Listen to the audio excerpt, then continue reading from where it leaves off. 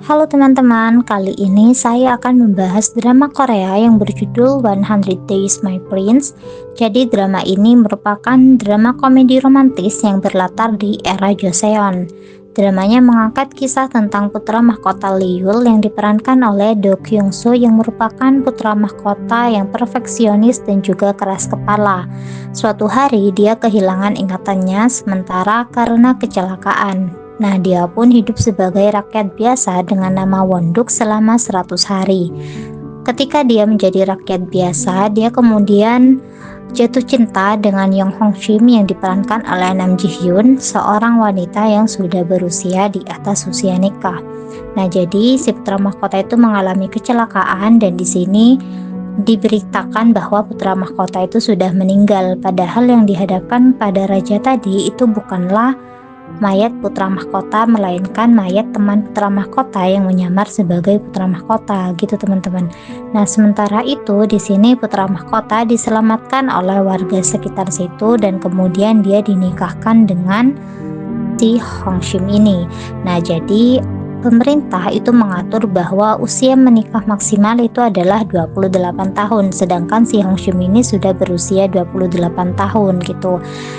Nah, jika tidak menikah pada usia tersebut, dia akan dijadikan gundik atau akan menerima hukuman berupa cambukan gitu. Nah, untuk menyelamatkannya, ayah angkat Hong Shim ini kemudian membawa si Wonduk atau si putra mahkota ini untuk mengaku sebagai calon pasangan dari si Hong Shim. Mereka pun akhirnya menikah gitu teman-teman. Nah, jadi ayah tirinya si Hong Shim ini dia adalah orang yang menolong putra mahkota, dan ketika dia menanyakan, putra mahkota ini tidak ingat apa-apa dan dia akhirnya memanfaatkan hal itu untuk bisa menyelamatkan anak angkatnya ini gitu. Nah, di sini si putra mahkota ini mulai mengingat beberapa memori, makanya dia merasakan sakit di kepalanya dan orang-orang di situ kayak prajuritnya itu tidak ada yang mengenali putra mahkota kecuali para menterinya.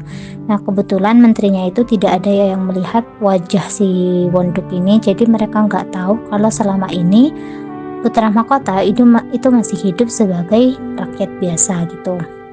Nah, jadi di sini ini adalah ayah angkatnya si Hong Shim. Dia itu mencoba untuk berbicara dengan si putra mahkota, menanyakan tentang asalnya dia di mana, terus namanya siapa dan apa yang terjadi hingga dia terluka cukup parah. Namun si putra mahkota ini tidak mengingat apapun. Nah, jadi ketika dia terjatuh dari sebuah tebing gitu, kepalanya itu terluka cukup parah dan mungkin karena hal itu dia itu melupakan sebagian dari memorinya gitu. Nah, sebenarnya si ayahnya Hong Shim ini ragu apakah tindakannya dia itu benar atau tidak ketika dia menolong si putra mahkota gitu. Nah, jadi ketika dia mengobati si putra mahkota, tiba-tiba ada tetangganya yang mengatakan bahwa si Hong Shim, yaitu anak angkatnya, itu sedang menerima hukuman cambuk karena belum menikah dan dia juga tidak mau dijadikan gundik salah satu pejabat gitu teman-teman. Makanya si Hong Shim ini memilih untuk dicambuk. Nah, untuk menolong anak angkatnya, dia kemudian membawa si putra mahkota ini, dia memberikan nama Wonduk kepada putra mahkota dan dia membawanya untuk kemudian dijadikan sebagai suaminya si Hong Shim gitu. Nah, si Hong Shim ini dia itu merupakan putri dari seorang bangsawan. Jadi dulunya si Hong Shim ini adalah teman masa kecilnya si putra mahkota. Nah, jadi ini raja ketika diberitahu kalau misalnya putra mahkota itu tidak bisa ditemukan, jadi mereka itu dalam perjalanan menuju ke sebuah ritual pemanggil hujan gitu, dan tiba-tiba si putra mahkota dengan pasukannya itu diserang. Nah, ini adalah teman putra mahkota yang menyamar menjadi putra mahkota. Karena targetnya si pembunuh bayaran ini itu adalah nyawa si putra mahkota. Jadi putra mahkota itu memiliki istri kan, putri mahkota. Nah, dia itu tahu kalau misalnya istrinya ini, si putri mahkota, itu sedang hamil gitu, dan itu bukan anaknya si putra mahkota karena putra mahkota ini bahkan tidak pernah menyentuh istrinya. Nah, yang menghamili itu adalah si pembunuh bayaran ini yang tidak lain ternyata adalah kakaknya si Hong Shim itu teman-teman gitu. Nah, jadi ketika si putra mahkota sedang berjalan jauh dari istana, sedang mau melakukan ritual itu, Salah satu menteri, wakil perdana menterinya itu yang merupakan ayah dari putri mahkota itu kemudian memerintahkan si pembunuh bayaran untuk membunuh putra mahkota karena tidak mau rahasia putrinya itu terungkap gitu. Nah, ini si putra mahkota berdiskusi dengan temannya, jadi mereka menyusun sebuah strategi untuk bisa lolos dari kejaran si pembunuh bayaran itu. Dan di sini si pengawalnya ini benar-benar setia banget kepada putra mahkota. Dia adalah teman masa kecilnya putra mahkota dan dia rela melakukan apapun untuk bisa menyelamatkan putra mahkota. Ya, salah satunya adalah dengan bertukar identitas gitu. Kemudian mereka berlari berpencar, dan tua pembunuhnya ini pasti mengikuti putra mahkota, padahal dia itu bukan putra mahkota gitu. Dia adalah prajuritnya gitu, dan dia akhirnya dipanah dan jatuh dari tebing hingga dia meninggal gitu teman-teman. Sedangkan putra mahkota yang asli itu masih berhasil diselamatkan.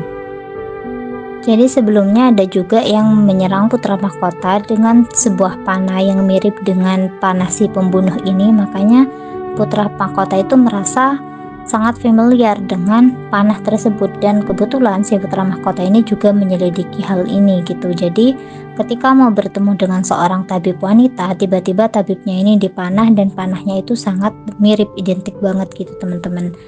Ternyata si tabib wanita itu dia tuh mengetahui rahasia bahwa si putri mahkota itu mengandung anak yang bukan anak dari putra mahkota gitu. Jadi putri mahkota, ayahnya, dan juga si salah satu pembunuh bayarannya ini dia tuh berharap agar putra mahkota ini meninggal gitu, padahal dia masih bisa berhasil diselamatkan.